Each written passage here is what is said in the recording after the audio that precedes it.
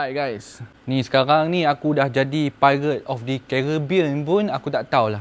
Ni, topi ni sesuai untuk korang pergi Cameron Highland untuk petik strawberry. Apa korang gelak-gelak kau ingat lucu ke?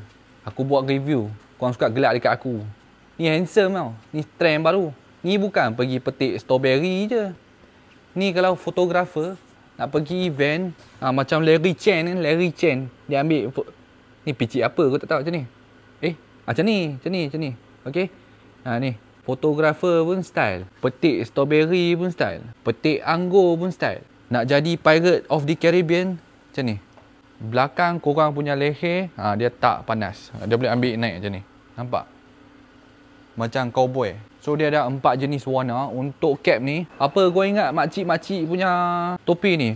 Bukan. Ini dia topi jenis style North Korea. South Korea. Janji Korea lah.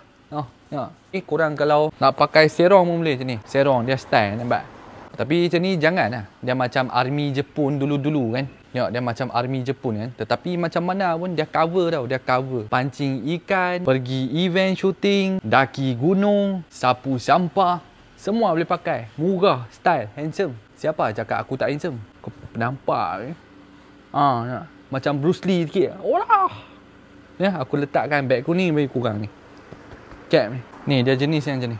Ringan je.